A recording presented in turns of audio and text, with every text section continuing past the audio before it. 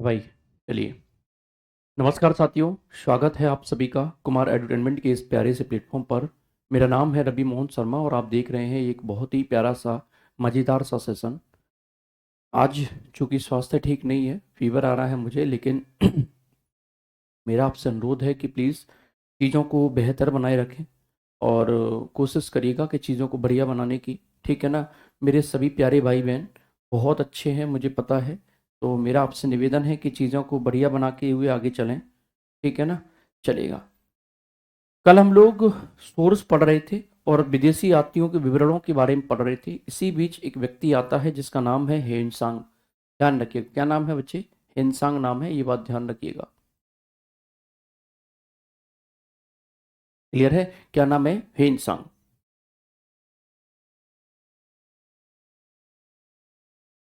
Hiuen Tsang.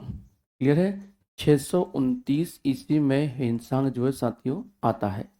ठीक है। और सीयू की यह हर्ष, ध्यान रखिएगा, यह हर्षवर्धन के दरबार में आया। ठीक है। यह हर्षवर्धन के दरबार में आया।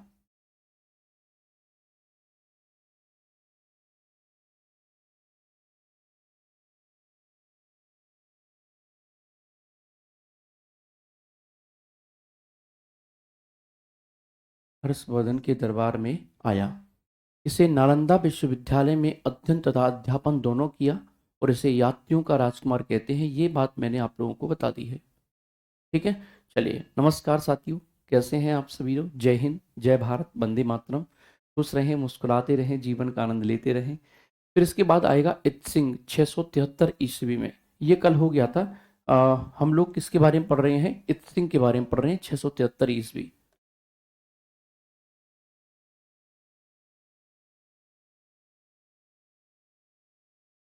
673 ईस्वी। क्लियर है? इत्सिंग है 673 ईस्वी। ये चीनी यात्री था और त्रिपिटक की 400 प्रतियां अपने साथ चीन लेकर गया। यह चीनी यात्री था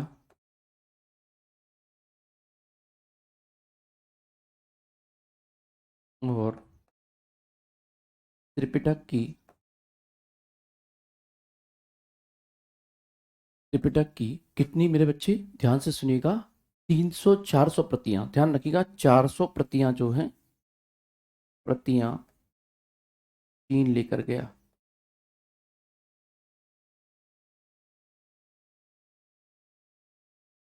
लेकर गया। क्लियर है?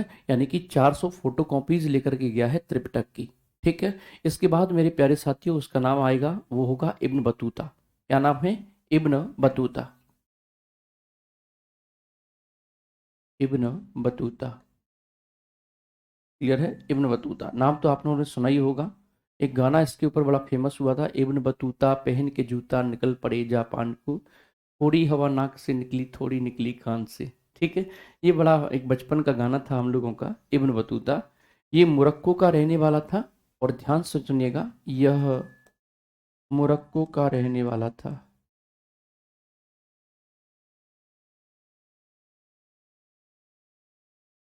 रहने वाला था। क्लियर है? किसका रहने वाला था? मोरक्को का रहने वाला था। और 7,000 किलोमीटर की यात्रा करके मोहम्मद बिन तुगलक के दरबार में आया। यह 7,000 किलोमीटर की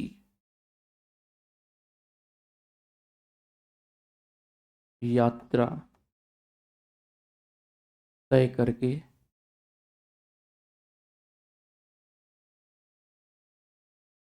तय करके मोहम्मद बिन तुगलक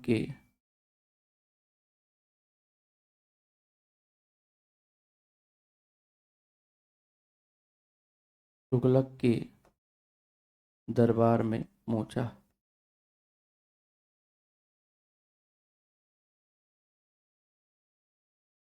क्लियर है? मोहम्मद बिन तुगलक के दरबार में पहुंचा। इसकी पुस्तक का नाम ध्यान रखिएगा। इसकी पुस्तक का नाम रेहला है। का नाम रेहला था। ध्यान रखिएगा, पुस्तक का नाम क्या है? रहला था, ध्यान रखिएगा। क्लियर। अब इसके बाद आएगा अब्दुल रज्जाक। अब्दुल रज्जाक। अब्दुल रज्जाक।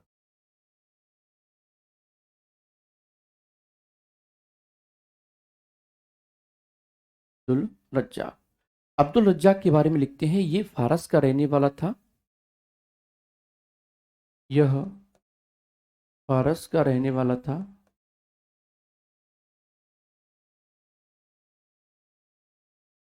वाला था। यह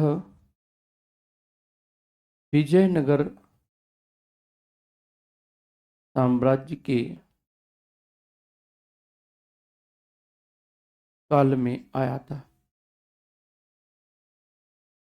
भारत आया।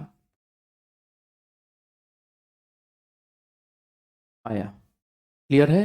और इसकी पुस्तक का नाम है मतला ए साहिन, ध्यान रखिएगा।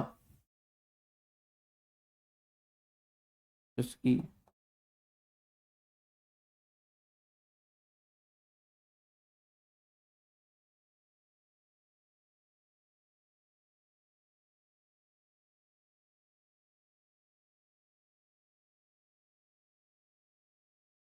साहिन।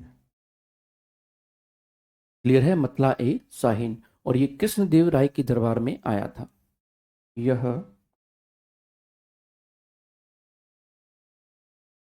कृष्णदेव राय के दरबार में आया था।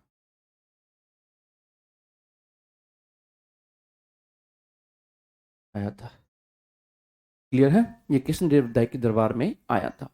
इसके बाद अगला जो कैरेक्टर आएगा वो होगा फायान, 399 ईस्वी में। फायान।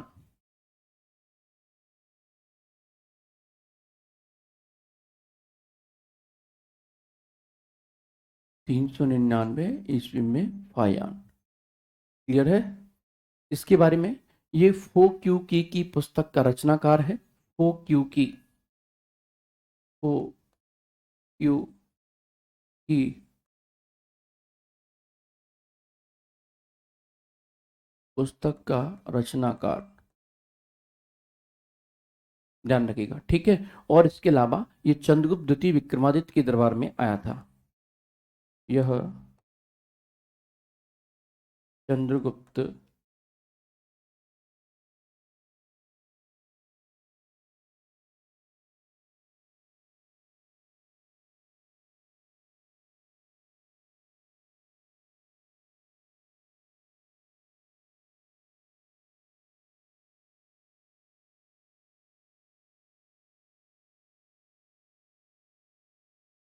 आया।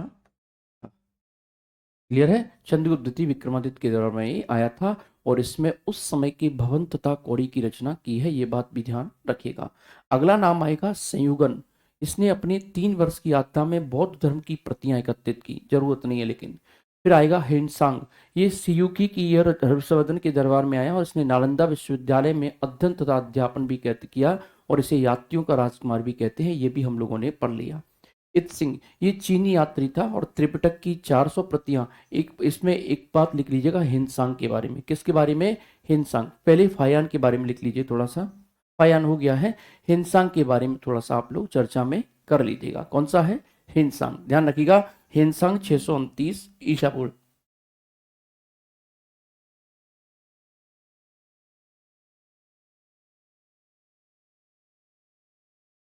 ईसा पूर्व। क्लियर है। सियुकी की यह हर्षवर्धन के दरबार में आया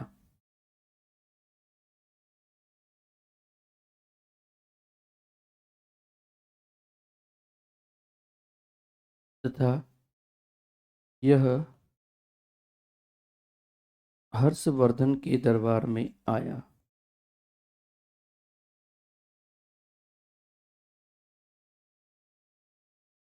आया।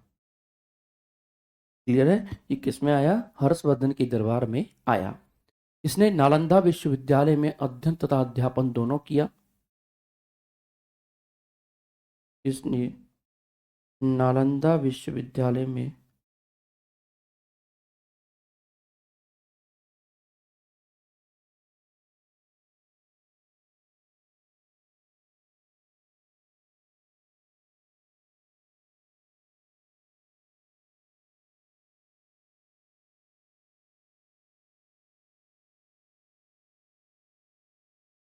दोनों किया।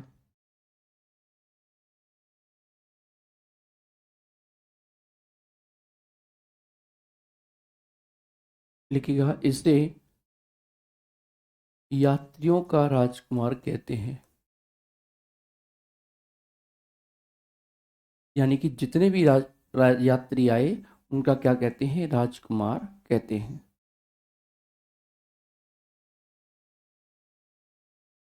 कहते हैं। क्लियर है। इसलिए क्या कहते हैं, यात्रियों का राजकुमार साथियों कहते हैं। ये बात ध्यान रखिएगा। इसके बाद आएगा इत सिंह। ध्यान रखिएगा मेरे प्यारे साथियों, इत सिंह। इत सिंह। इत सिंह, इसमें लिखना है ये चीनी यात्री था। यह चीनी यात्री था तथा 673 ईस्वी में भारत आया। भारत आया। ध्यान रखिएगा। और ये त्रिपिटक की 400 प्रतियां अपने साथ चीन लेकर गया था। यह त्रिपिटक की 400 प्रतियां अपने साथ लेकर गया था।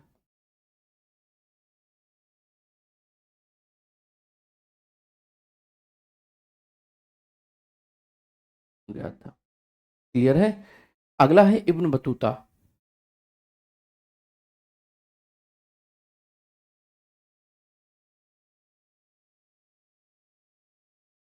यह मोरक्को का निवासी था।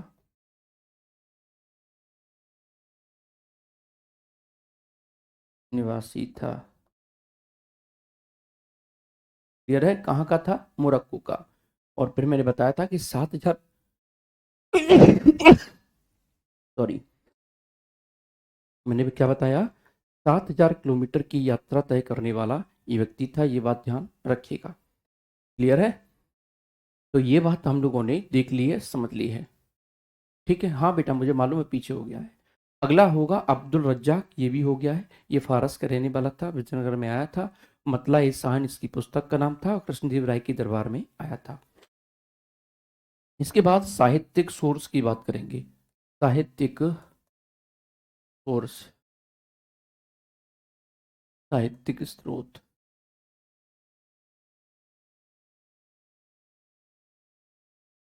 क्लियर है। साहित्यिक सोर्स। देखिएगा, साहित्यिक सोर्स में लिखित स्रोत को साहित्यिक सोर्स कहते हैं। प्राचीन इतिहास की जानकारी का ये सबसे बड़ा सोर्स है। क्या कहा मैंने, लिखित स्रोत को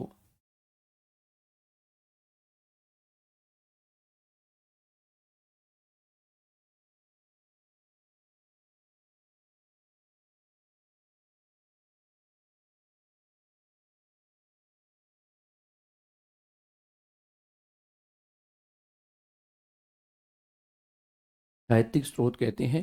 प्राचीन इतिहास की जानकारी का, प्राचीन इतिहास की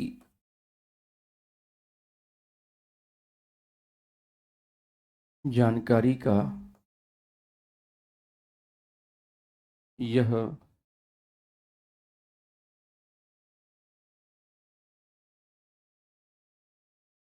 सबसे बड़ा स्रोत है। क्लियर है। ध्यान रखिएगा। इसमें गैर धार्मिक सोर्स भी आ जाएगा। इसका संबंध किसी भी धर्म से नहीं रहता है। गैर धार्मिक सोर्स,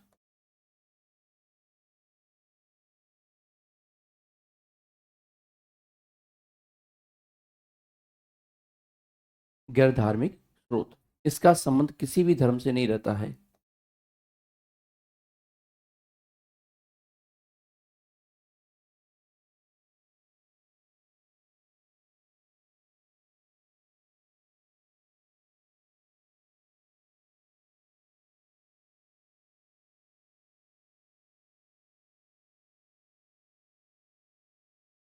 ठीक है।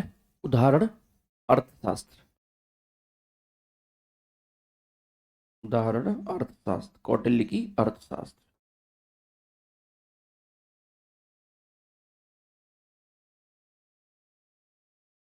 अर्थशास्त्र। क्लियर है? कौटिल्य की अर्थशास्त्र। ठीक है। धार्मिक स्रोत, इसका संबंध किसी न किसी धर्म से रहता है।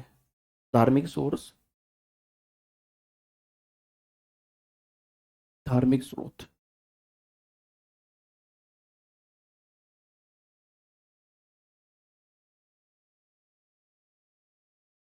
धार्मिक सोर्स, इसका संबंध किसी न किसी धर्म से रहता है।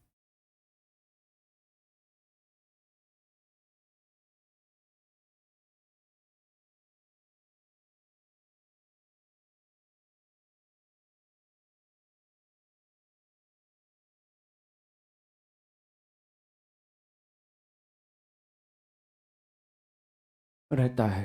ठीक है। गैर ब्राह्मण, वे सोर्स जिनका संबंध हिंदू धर्म से नहीं रहता, उसे गैर ब्राह्मण कहते हैं, ध्यान रखिएगा। तो जरूरत नहीं है इसकी भी हम लोगों को लिखने की। जैन साहित्य आएगा इसमें, ये प्राकृत भाषा में मिले हैं। जैन साहित्य,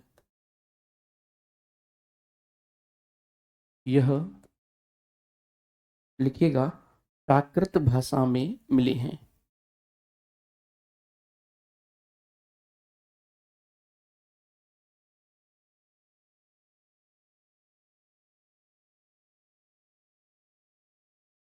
भाषा में मिले हैं, इन्हें आगम कहते हैं।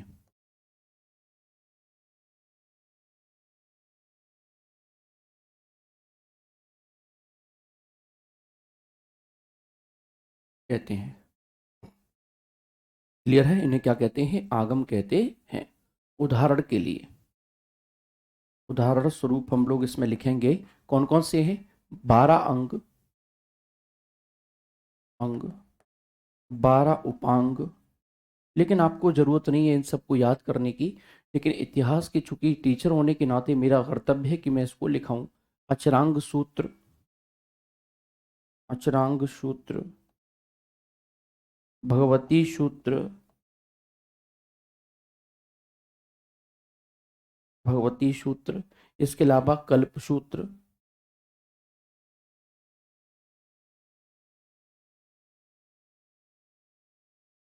आदि पुराण। क्लियर है? भगवती सूत्र, कल्प सूत्र और आदि पुराण, ध्यान रखिएगा। इसमें एक आएगा बौद्ध साहित्य। बौद्ध साहित्य पाली भाषा में मिले हैं, ये बात ध्यान रखिएगा। और जातक ग्रंथ में महात्मा बुद्ध के पूर्व जन्म को 200 कहानियां हैं, ये बात भी ध्यान रखिएगा। ठीक है। अंगुत्तर निकाय आएगा। अंगुत्तर निकाय में 16 महाजनपद की चर्चा मिलती है, ध्यान रखिएगा। और बौद्ध धर्म की सबसे पवित्र पुस्तक त्रिपिटक है, जो पुस्तकों का समूह है, ध्यान रखिएगा।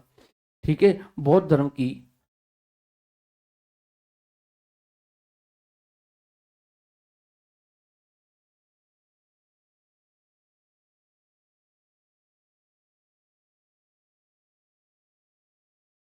पवित्र पुस्तक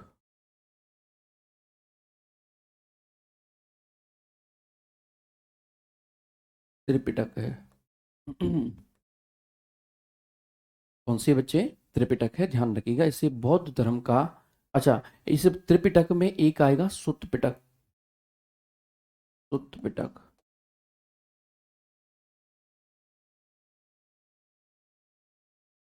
यह सबसे बड़ा पिटक है।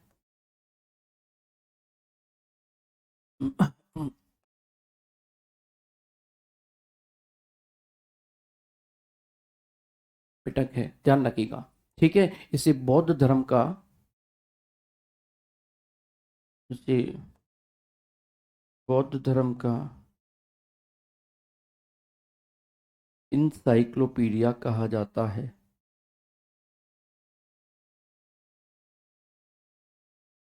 पीडिया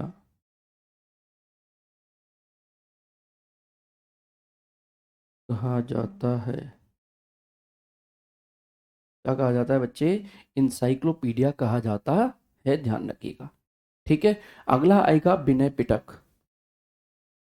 विनय पिटक। पहला कौन सा है? सुत्त पिटक। देखिए दोस्त, दो चीजें होती हैं, पहले बात समझने की कोशिश करिएगा। हमने कहा कि सबसे पहले हम लोग क्या कर रहे हैं? साहित्यिक सोर्स को पढ़ रहे हैं। साहित्यिक सोर्स क्या होते हैं? लिखित साक्ष्य जो मिलते हैं उनको साहित्यिक सोर्स कहते हैं, यानी कि जो लिखे हुए रूप में मिलते हैं उनको हम लोग साहित्यिक सोर्स कहते हैं। प्राचीन इतिहास की जानकारी का सबसे अच्छा स्रोत होता है साहित्यिक सोर्स, ये बात ध्यान रखिएगा, यानी कि जिसमें प्राचीन इतिहास के बारे में कुछ बताया गया हो।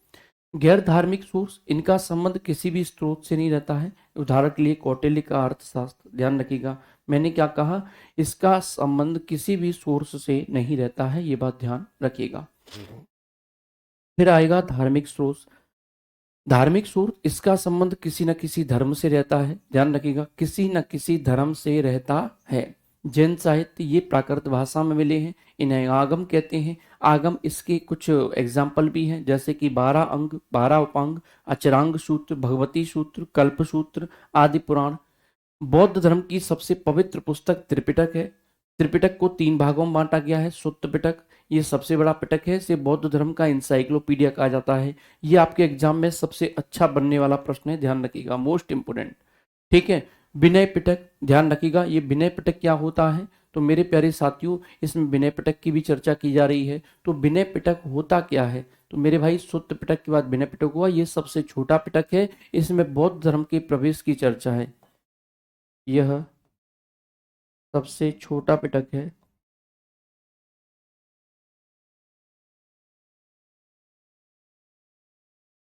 पिटक है, ध्यान रखिएगा। क्लियर है? ये सबसे छोटा पिटक है, इसमें बौद्ध धर्म के प्रवेश की चर्चा है।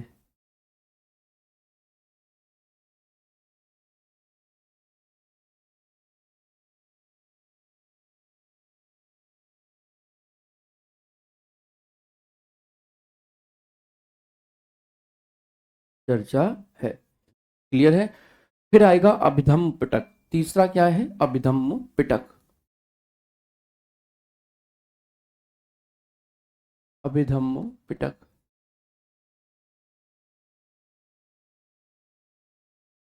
अभिधम्म पिटक ये क्या कहता है? इसमें महात्मा बुद्ध के दार्शनिक विचारों की चर्चा है। इसमें महात्मा बुद्ध के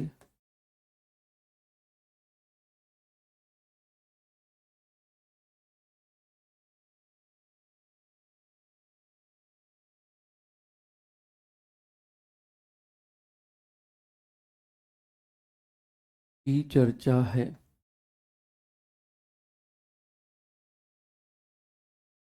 की चर्चा है, ध्यान रखिएगा। ठीक है, महात्मा बुद्ध के दार्शनिक विचारों की चर्चा है। अब यहां से आगे आएगा मेरे भाई वेद। ध्यान रखिएगा क्या आएगा? वेद।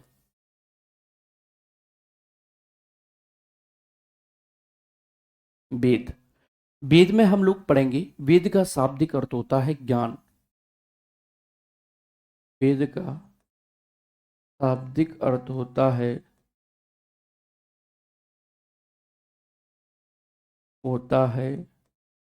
ज्ञान। क्या होता है बच्चे? शाब्दिक अर्थ होता है ज्ञान। वेदों की रचना ईश्वर ने की है, ध्यान रखिएगा। वेदों की रचना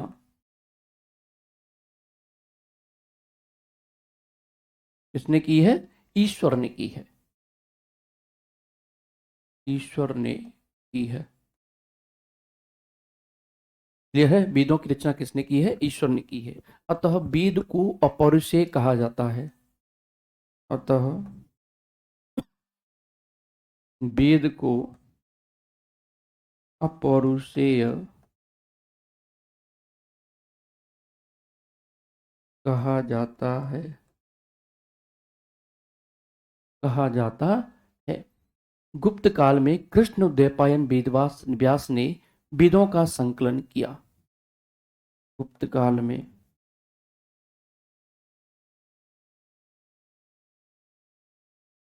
गुप्त काल में किसकी बात कर रहा हूं? कृष्ण द्वैपायन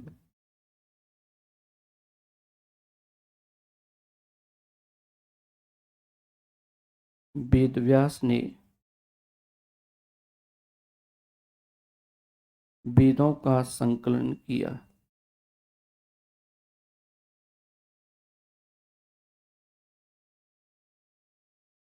संकलन किया, ध्यान रखिएगा। ठीक है। प्रारंभ में वेदों की संख्या कितनी थी? 3 थी। प्रारंभ में वेदों की संख्या 3 थी। कितनी थी बच्चे? 3 थी। ध्यान रखिएगा, ऋग्वेद, सामवेद और अथर्ववेद। ऋग्वेद, सामवेद और यजुर्वेद। ठीक है, यजुर्वेद होगा, ध्यान रखिएगा, अथर्ववेद नहीं जुड़ा है अभी। यजुर्वेद, इन्हें वेदत्रयी कहा जाता था। क्या कहा जाता था? इन वेदों को त्रयी कहा जाता था। इन वेदों को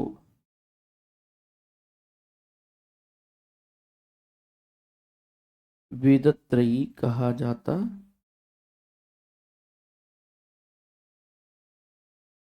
था।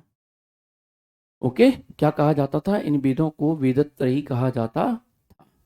अथर्ववेद को बाद में शामिल किया गया, इसीलिए इसे वेदत्रयी में नहीं रखते हैं। ठीक है, अथर्ववेद को बाद में शामिल किया गया था।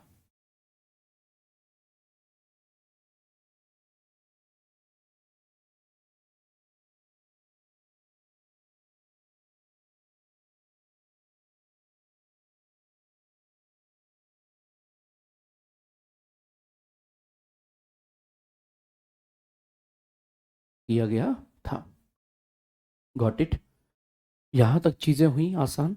अब इसके बाद ऋग्वेद लिखिएगा बच्चे, लेकिन ऋग्वेद को शुरू करने से पहले मेरे प्यारे साथियों, इसको हम लोग करेंगे कल, क्योंकि तबीयत आज साथ नहीं दे रही है, बहुत तेज़ फीवर है मुझे। लेकिन उसके बावजूद भी मैं पढ़ाने आया हूँ, ये सोच के आया था कि कम से कम आधा घंटा तो आप लोगों को कम से कम पढ़ा ही दूँ। ठीक है, और आधा घंटे किसी भी तरह मैंने आप लोगों को पढ़ा दिया है। ठीक है, आज इतना ज़बरदस्त कोल्ड हुआ है मुझे कि शायद मैं बता नहीं सकता हूँ। ठीक है,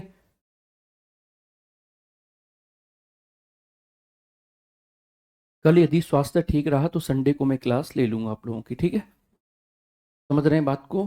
कल अगर संडे को अगर क्लास रहा तो मेरे बच्चे, मतलब संडे को ठीक रहा मेरा स्वास्थ्य तो कल क्लास ले लूँगा। ठीक है, प्लीज़ माफ़ी चाहता हूँ, है ना?